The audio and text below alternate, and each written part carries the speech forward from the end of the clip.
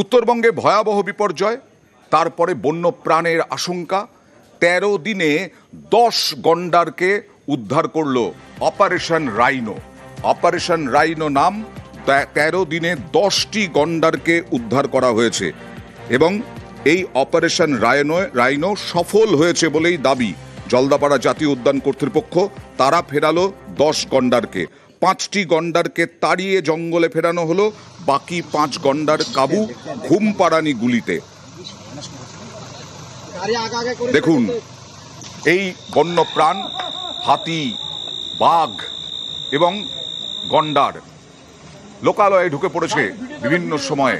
ভয়াবহ বিপর্যয়ের পর জলদাপাড়া ভেসে গেছে। সেই জলদাপাড়ায় অপারেশন রাইনো হয় যাতে জঙ্গলে বিপদ সংকুল অবস্থায় বন্যপ্রাণকে বাঁচানো যায়। সেই ১০ গন্ডার উদ্ধার হলো ১৩ দিনের মধ্যেই। ৫টি গন্ডারকে তাড়িয়ে জঙ্গলে ফেরানো হলো, বাকি ৫ গন্ডার কাবু ঘুমপাড়ানি গুলিতে। তাদের তারপরে সুস্থ শুশ্রূষা করে পাঠানো হবে জঙ্গলে। গন্ডার উদ্ধার হলো পাতলাখাওয়া জঙ্গল থেকে কোচবিহার জেলায়। সেটা বনকর্মীরা যথেষ্ট তৎপরতার মাধ্যমে তারা সেই গন্ডারটিকে আবার জলদাপাড়া অভয়ারণ্যে ফিরিয়ে দিয়েছেন।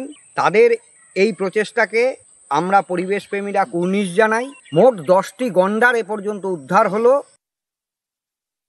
লাস্ট 5 অক্টোবর আলিপুরদুয়ারে তোরসার মধ্যে অনেক ফ্লাডিং ছিল, আর আমাদের জলদাপাড়াতে ম্যাক্সিমাম যে রাইনো ডেন্সিটি আছে সেটা তোরসার গ্রাসল্যান্ডে ওখানে থাকে।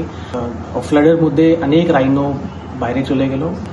তার মধ্যে আমরা কালকে সব পাঁচটা রাইনো যে কুচবিহার ডিভিশনে যে ছিল ওনাদেরকে রেস্কিউ করে সাকসেসফুলি আমরা জলদাপাড়া ন্যাশনাল পার্কে ওখানে রিলিজ করে দিয়েছি। তো operation rhino is very successful. 10টা রাইনোকে আমরা রেস্কিউ করতে পেরেছি।